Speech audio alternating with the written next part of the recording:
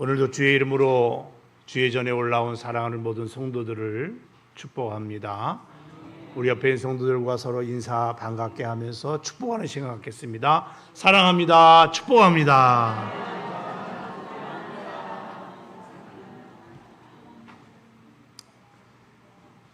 여러분이 빈 축복이 여러분의 삶 가운데에 늘 넘치게 될 줄로 믿습니다.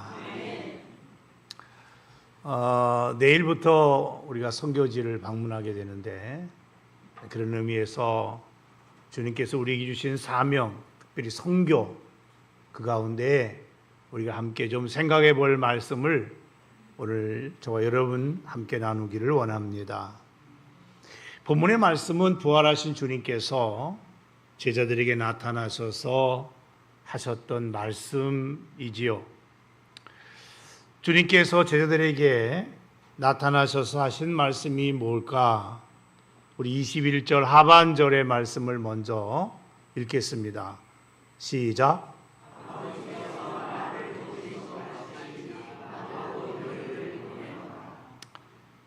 아버지께서 나를 보내신 것 같이 나도 너희를 보낸다는 것이지요. 우리 한번 따라합시다. 나도 너희를 보내노라. 할렐루야. 그러니까 하나님 아버지께서 이 땅에 예수님을 보내주셨는데, 그것처럼 예수님도 우리를 세상 가운데에 보내시겠다는 말씀입니다. 예수님은 십자가에 달려 죽으시기 전에도 대제사장인 입장에서 우리를 향한 중보적 기도를 드린 적이 있습니다. 요한복음 17장의 말씀인데, 거기 18절에 보게 되면 아버지께서 나를 세상에 보내신 것 같이 나도 그들을 세상에 보내었고 그랬습니다. 아버지께서 나를 보낸 것처럼 나도 그들을 세상에 보냈다는 거예요. 네. 자, 그렇다면 예수님의 이 기도는 기도 드릴 때 누구를 위해서 기도한 것인가? 이것을 알려면 요한복음 17장 20절을 찾아볼 필요성이 있어요. 20절을 다 같이 읽겠습니다. 시작.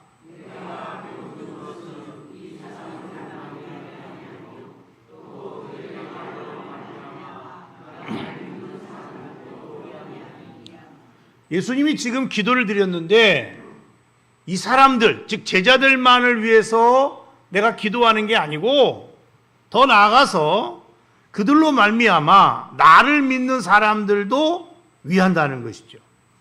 그 당시 12제자와 더불어 예수 믿는 모든 사람들을 위하여 지금 예수님께서 제사장적인 입장에서 중보적인 기도를 하나님 아버지께 드렸다는 것입니다. 자, 그렇다면 주님이 나도 그들을 보낸다고 그랬잖아요. 그 보냄을 받은 그들은 누군가? 나도 너희를 보낸다. 보냄을 받은 사람이 있죠. 그들이 누구지요? 예수의 제자를 포함해서 우리가 말씀을 보니까 예수를 믿는 이 땅의 모든 하나님의 자녀들, 저와 여러분들을 포함해서 이 땅의 모든 하나님을 믿는 사람들을 말씀하고 있다는 것을 알 수 있습니다. 그리고 나도 너희를 보낸다는 말은 2000년 전에 제자들만이 아니고 오늘 이 시대를 살아가고 있는 저와 여러분을 향한 주님의 말씀이고 명령이라는 것을 우리는 알 수가 있습니다. 나도 너희를 보낸다. 여기 나도 그랬잖아요. 하나님 아버지처럼 나도, 예수님도 그 말이죠. 그러니까 우리를 이 세상에 여러분 보내시는 분은 바로 누구냐 하면 부활하신 예수님이라는 거죠. 오늘 본문에도 보게 되면 부활하신 예수님께서 제자들을 찾아오셔서 말씀을 하셨어요. 아버지가 나를 보낸 것처럼 나도 너희를 뭐한다? 보낸다. 그렇게 말씀하고 있잖아요. 그러니까 오늘 우리를 이 세상에 보내시고 여러분 이 세상을 향하여 나가라고 말씀하시는 분이 누구냐면 바로 사망 권세를 이기시고 부활하신 바로 우리 주님이라는 말씀이에요. 생명의 왕이 되신, 만왕의 왕이 되신, 여러분 하나님 되신 그 주님께서, 그 예수님께서 우리를, 저와 여러분을 이 세상에 보내신다는 거예요. 보내셨다는 거예요. 우리는 부름도 받았지만 보냄도 받았다는 것을 말씀하고 있어요. 근데 여기서 우리가 한 번 생각할 것이 있어요. 누가 나를 보냈느냐 하는 것을 우리는 먼저 생각해 볼 필요성이 있어요. 왜냐하면 보냄을 받은 사람들은 누가 나를 보냈느냐 하는 것을 반드시 기억해야 돼요. 그리고 누가 나를 보냈느냐에 따라서 그 신분이나 그 권위나 그 대우가 달라질 수가 있기 때문에 그렇습니다. 아프리카의 작은 나라 대사나 미국의 대사나 똑같은 대사는 대사지만 여러분 어떤 중요한 행사에 초청을 받았을 때에는 그 국력의 차이로 말미암아 위치와 신분과 대우가 절대로 같을 수가 없다는 것이죠. 다른 것입니다. 그런데 오늘 저와 여러분을 이 세상에 파송하고 보낸 분이 누구냐? 바로 부활하신 생명의 왕, 만왕의 왕이 되신 주님이라는 말씀이죠. 그렇습니다. 그 주님께서 자기를 대신해서 저와 여러분을 세상에 뭐 했다는 거예요? 보내셨다는 거예요. 세상에 파송했다는 거예요. 여러분, 하나님은 우리를 부르실 뿐만 아니라 우리를 세상에 보냈다는 거예요. 세상으로 나가라고 말씀했다는 거예요.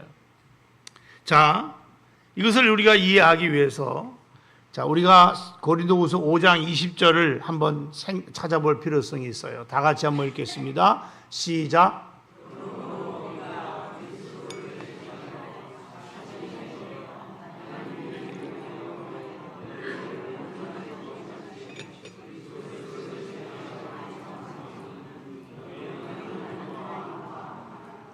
여러분 여기에 보게 되면 그리스도를 대신했다. 그리스도를 대신했다는 말이 두 번 반복되어 나오죠. 그리스도를 대신하여 사신이 되었다. 그렇게 말씀하잖아요. 그러니까 그리스도를 대신해서 우리는 사신이 되어 세상에 보냄을 받았다는 거예요. 사신이라는 말은 임금이나 또는 국가의 명령을 받아서 외국에 사절을 가는 신하들을 이야기할 때 사신, 사신사자에 신하신자를 써. 사신이라는 거예요. 왕을 대신하고 국가를, 나라를 대신하여서 나가는 사람들을 말하는 것이죠. 그리스도를 대신했다. 예수님을 대신해서 우리가 나간다고 말이죠. 예수님이 우리를 이 땅에서 부르신 이유가 있어요. 많은 사람들이 오해하는 것 중에 하나인데, 여러분 예수님이 우리를 부르신 이유는 교회 안에서, 여러분 교회에 우리를 가두기 위해서 우리를 부르신 게 아니에요. 그것보다 더 중요한 것이 있어요. 우리를 이 세상 가운데 보내기 위해서. 누구를 대신해 가지고? 그리스도, 예수를 대신해서 우리를 세상에 보내기 위해서 우리를 세상에서 불러주셨다. 이걸 성경은 뭐라고 그런다? 교회라고 그런다는 거예요. 때문에 신앙생활의 무대는 교회가 아니에요. 교회만이 아니에요. 사실은 신앙생활의 가장 중요한 무대는 세상이라는 것을 우리가 알아야 돼요. 여러분의 가정이 신앙생활의 무대가 된다는 사실을 알아야 돼요. 여러분이 몸담고 있는 직장이나 일터가 우리 신앙생활의 무대라는 사실, 학생들의 경우는 학교가 신앙생활의 무대라는 말씀인 것입니다. 교회를 우리는 헬라어로 에클레시아라고 하는데 세상에서 부르심을 받은 자들의 모임을 말합니다.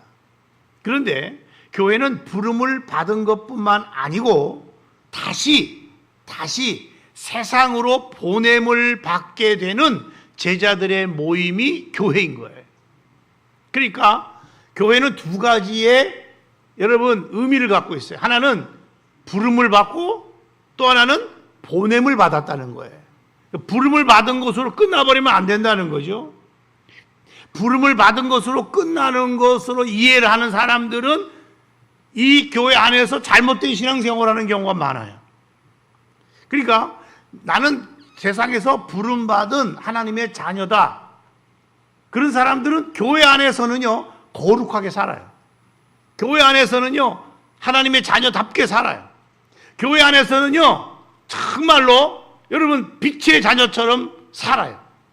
그런데 교회를 떠나면, 여러분 교회 바깥으로 나가게 되면 절대로 거룩하게 안 살아요. 세상 사람과 똑같이 살아요.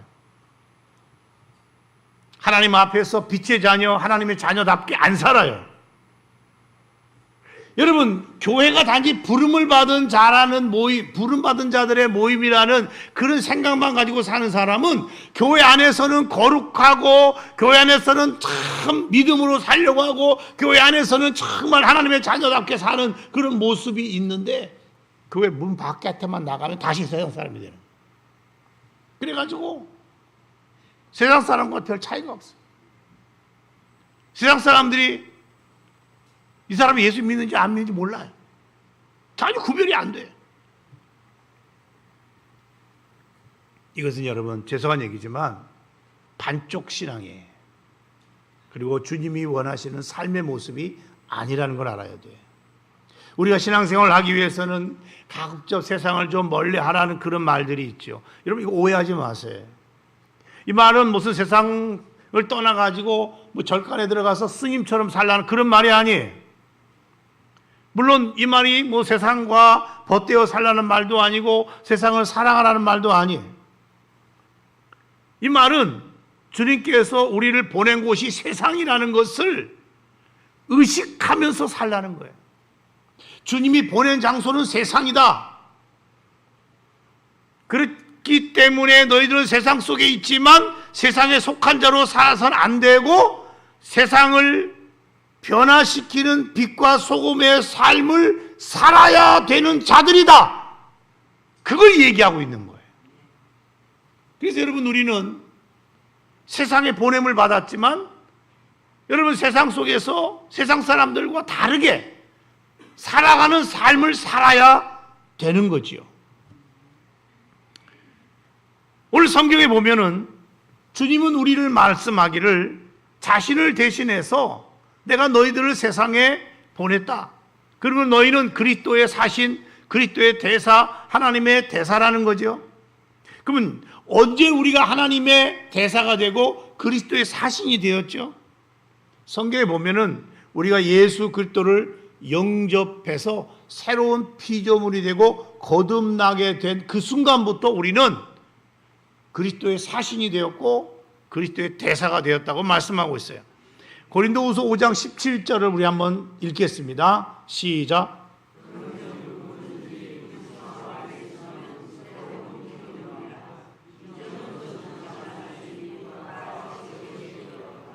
바울은요, 우리가 예수 안에 있게 됨으로 새로운 피조물이 되어서 거듭나 새 사람이 되었는데 그 순간부터 우리들은 그리스도를 대신해서 사신이 되었다.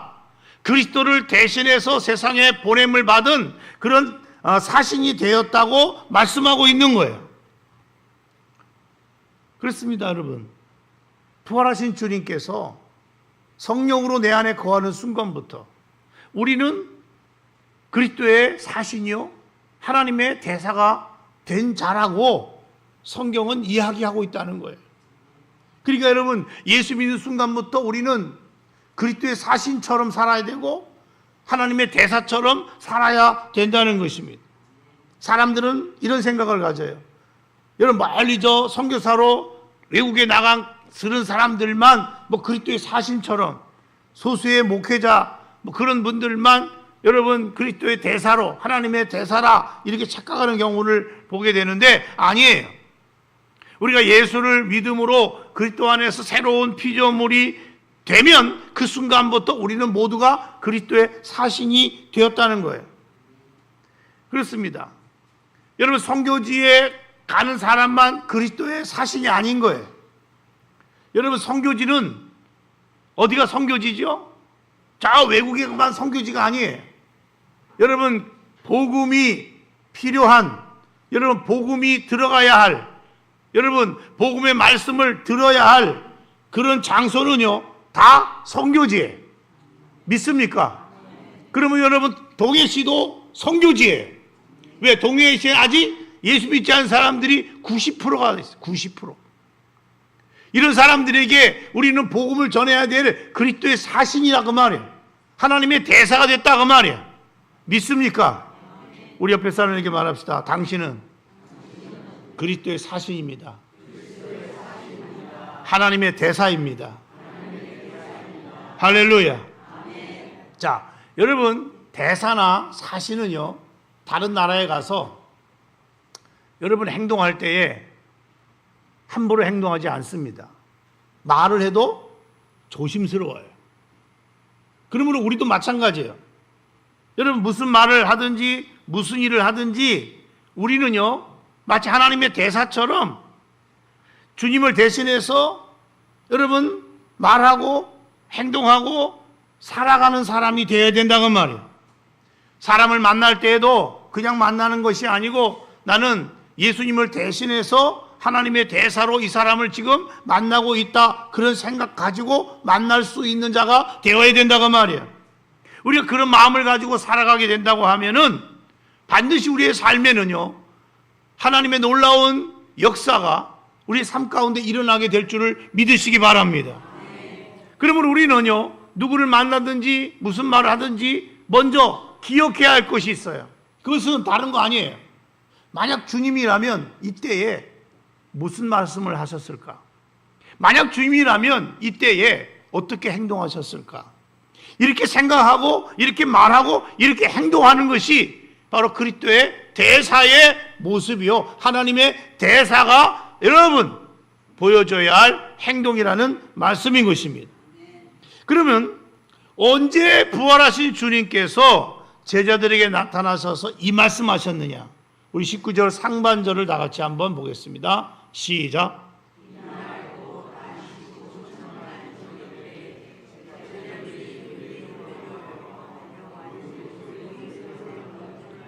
여기에 보게 되면 안식 후 첫날이라고 했어요. 여기서 말하는 안식 후 첫날은 예수님이 부활하신 날을 말하는 거예요.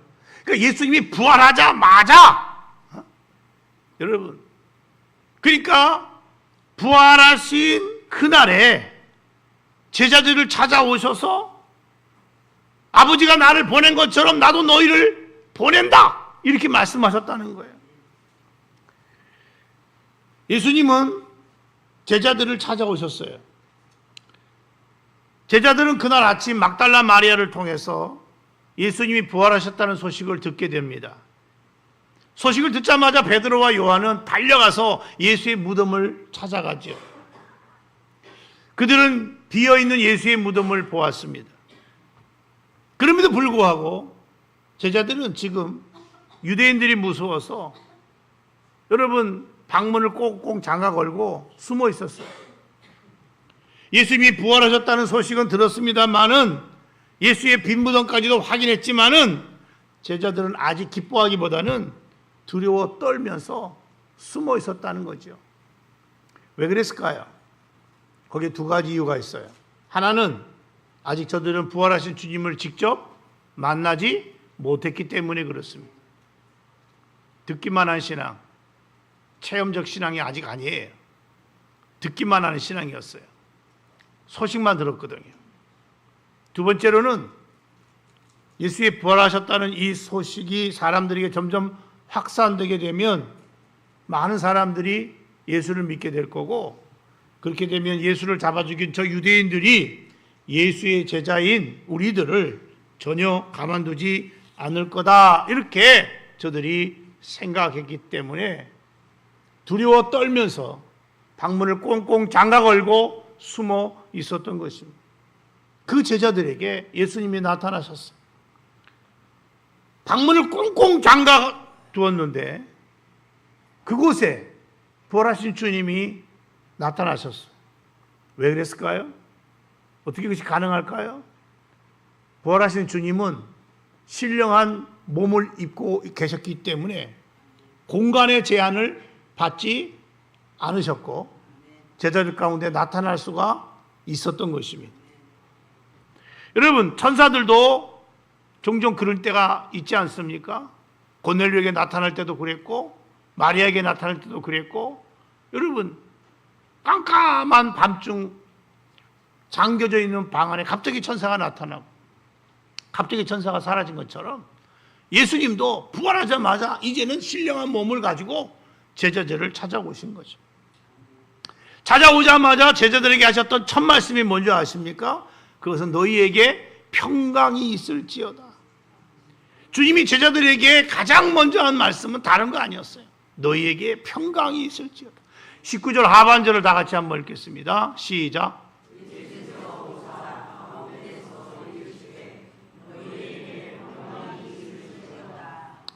사실요, 인간적으로 생각해 볼 때 예수의 제자들은 어떤 자들이죠? 예수가 잡혀갈 때에 다 배신하고 도망갔던 사람들 아닙니까? 그러므로 마땅히 저들은 예수님으로부터 여러분 뭐 평강이 있을지어다 이런 축복 이런 말을 듣기보다는 비난과 책망을 받아야만 하는 그런 자들이었습니다. 그러나 주님은요, 제자들을 찾아오셔서 비난도 하지 않았어요. 책망도 하지 않았어요. 그리고 저들에게 축복하셨는데, 두려워하고 있는 저들에게 너희에게 평강이 있을지어다.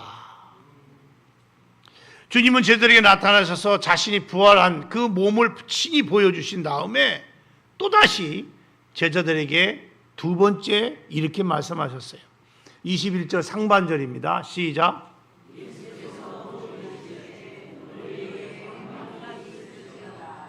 이것을 보게 되면 예수님은 제자들에게 두 번에 걸쳐서 너희에게 평강이 있을지어다 라고 말씀하신 것을 보게 돼요.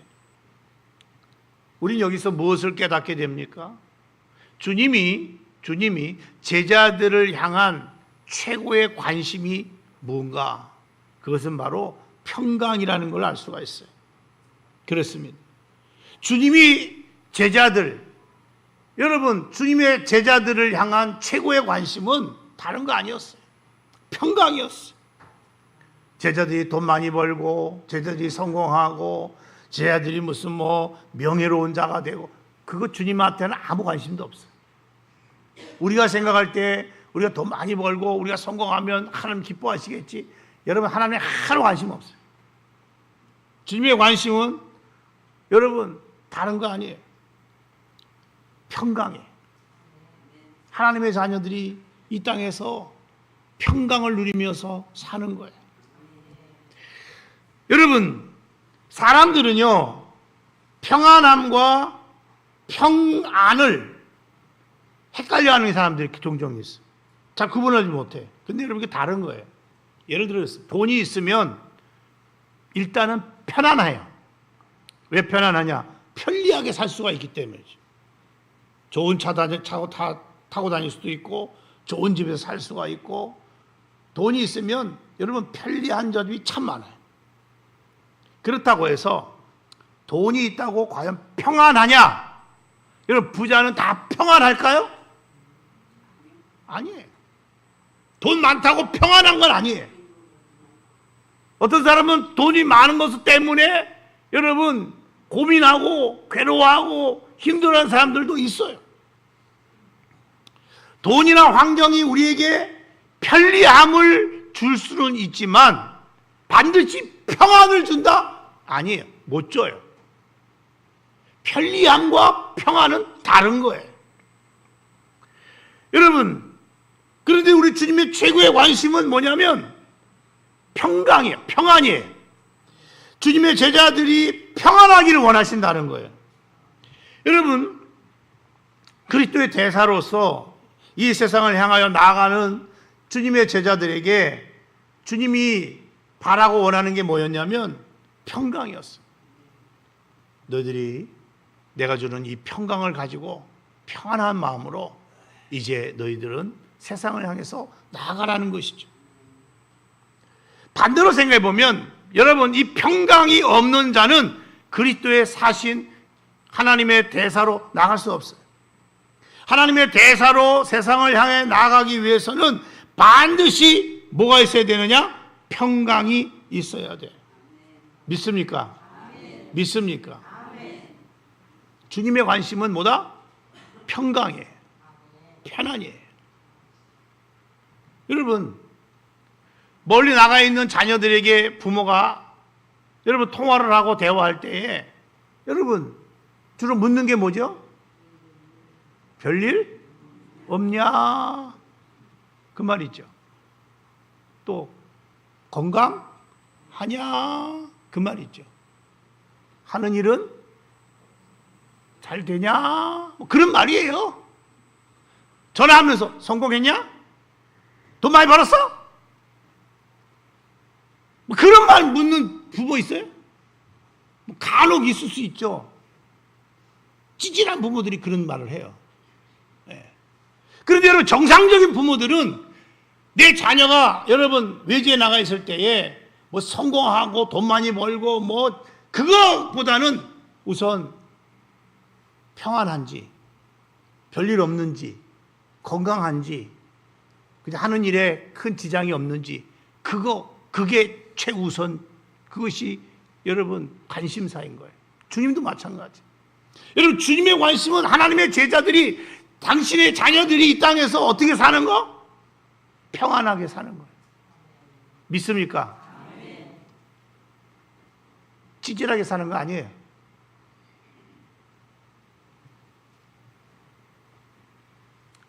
왜 평강이 주님의 최고의 관심이냐면은 하나님의 대사로 세상을 향하여 나아갈 자들에게는 반드시 평강이 있어야 되기 때문에. 그렇다면 이 평강은 어떤 평강인가? 세상이 줄 수 없는 평강이라고 말씀합니다. 요한복음 14장 27절을 한번 읽겠습니다. 시작. 14장 27절. 네, 시작.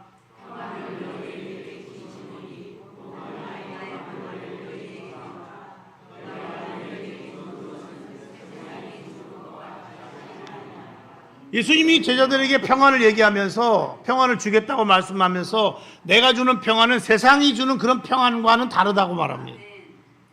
세상이 줄 수 없대요. 왜 그런지 아세요? 이 평안은 보혜사 성령님을 통해서만 우리에게 주어지는 평안이기 때문에 그렇습니다. 왜 이 평안은 세상이 줄 수 없고 보혜사 성령 하나님만이 우리에게 줄 수 있는가 하면은, 이 평안은 어떻게 해서 주어지는가 하면은 예수님이 십자가의 죽으심과 부활을 통해서 우리에게 주어지는 것이기 때문에 그렇습니다. 이거 그냥 주어지는 거 아니에요. 예수님이 십자가에서 죽으심과 부활심을 통해서 우리에게 주어지게 되는 것이 이 평안이에요.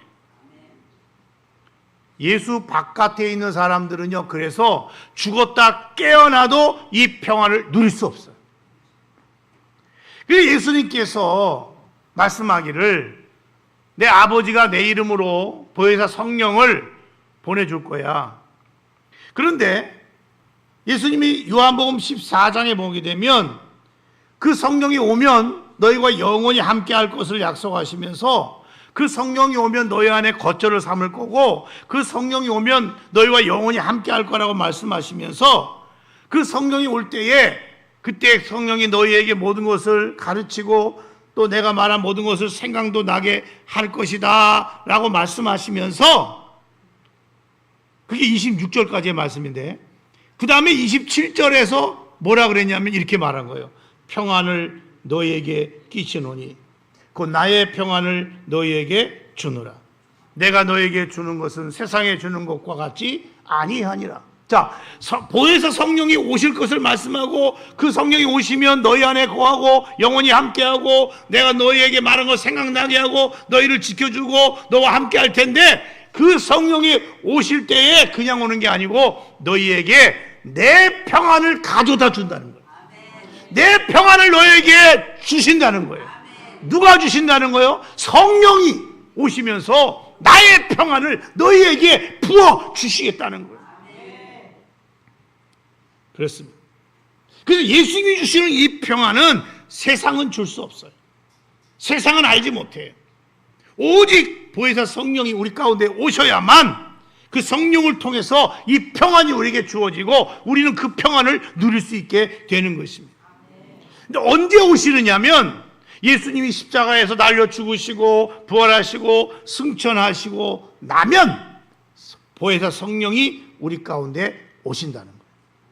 세상이 줄 수 없는 이 평안은 예수님의 십자가의 죽으심과 부활의 열매로 말미암아 이 성령을 통해서 우리에게 주시는 평안이라고 말씀하고 있어요.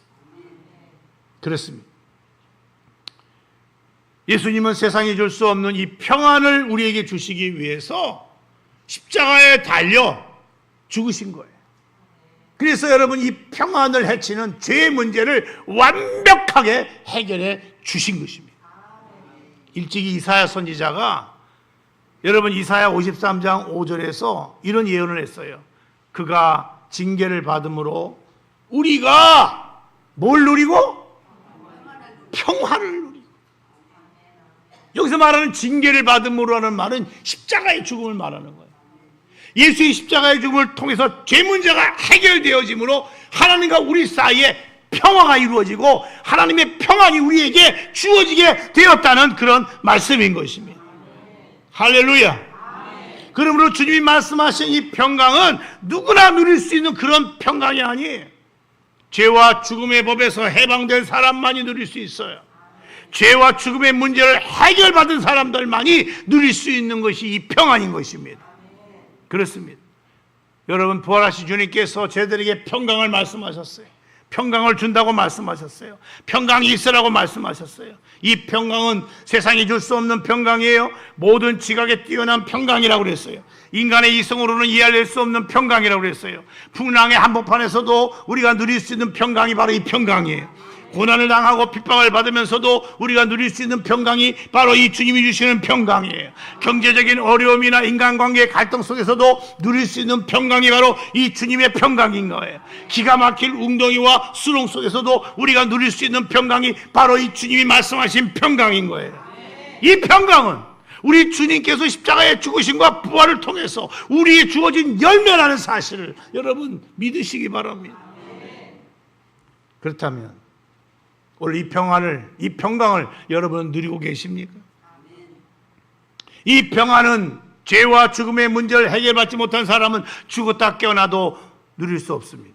오직 예수 그리스도 안에 있는 자들만이 누릴 수 있는 평안임을 예수님께서 말씀하셨습니다.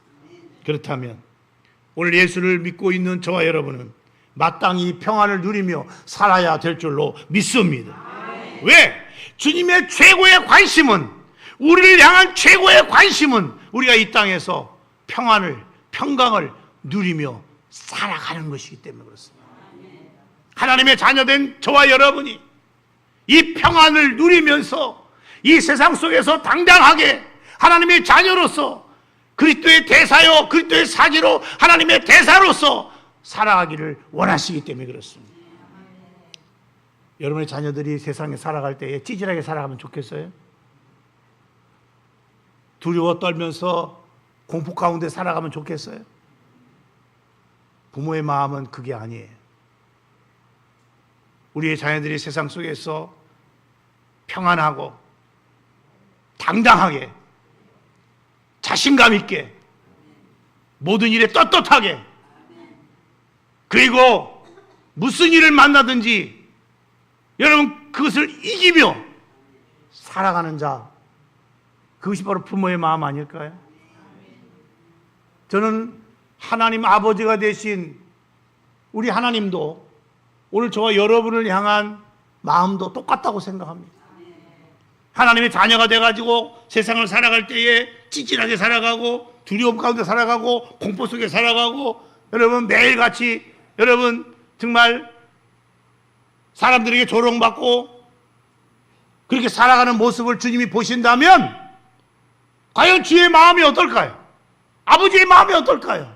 내 자녀인데 하나님의 자녀가 이왕이면 하나님의 자녀가 하나님 주신 평안을 가지고 당당하게 담대하게 여러분 떳떳하게 그리고 세상을 이기면서 여러분 살아가는 모습 그것이 바로 아버지께서 우리를 바라시고 우리에게 바라시는 그런 마음이 아닐까?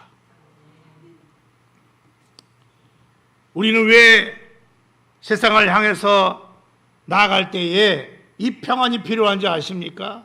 그것은 평안을 가진 자만이 이 평안의 복음을 전할 수 있기 때문에 그렇습니다. 우리가 전하는 복음은 여러분 평안의 복음인 걸 믿으시기 바랍니다. 그래서 사도 바울이 에베소 6장 15절에서 우리가 전하는 복음을 이야기하기를 무슨 복음이라고 했느냐? 무슨 복음이라고 했어요? 무슨 복음? 평안의 복음이라고 했어요.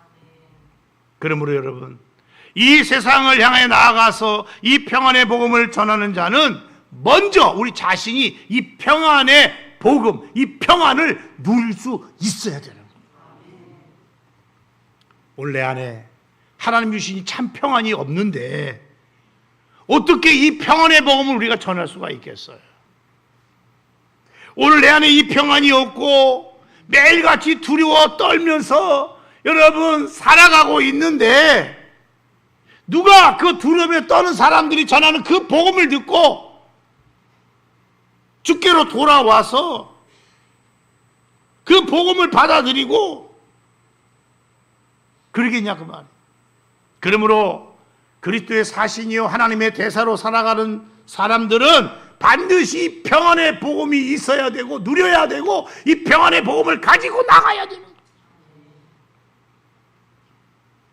말씀을 맺습니다. 저와 여러분은 하나님을 대신해서 이 세상에 보냄을 받은 하나님의 대사라고 하나님께서 말씀하셨어요. 나를 대신해서 내가 너희를 보낸다. 세상에 보낸다. 그러면 우리가 이 땅에서 비록 약할지라도 또 뭐 어리석은 모습이 있고 실수도 하고 허물이 많아도 여러분 우리는 누구냐? 나는 누구냐? 나의 정체성에 대해서 분명한 의식을 가지고 살아요. 나는 그리스도의 대사다. 나는 그리스도의 사신이다. 나는 하나님의 대사다. 나는 하나님을 대신하고 있다. 그러면 나는 누가 책임져 주신다? 하나님이 책임져 주신다. 믿습니까? 믿습니까? 여러분은요 하나님의 자존심인 거예요. 네? 내가 하나님의 대사라는 자존심을 가지고 우리 이 땅을 살아야 되는 거예요. 비록 남보다 혹 배우지 못한 것이 있다 할지라도 또는 뭐 부자로 살지 못하고 좀 가난할지라도 남보다 뛰어난 것이 없다 할지라도 우리는 어떤 의식을 가지고 살아야 되느냐? 나는 하나님의 자존심으로 그리스도의 사신으로 하나님의 대사로 당당하게 이 세상을 걸어갈 수 있어야 된다고 말이에요. 주님이 말씀했잖아요. 나도 너희를 보내노라. 부활하신 주님이 이 땅을 사실 때에 아버지로부터 보냄을 받아 이 땅에 33년을 사실 때 찌질하게 사셨어요? 공포 가운데 두려워하며 사셨어요?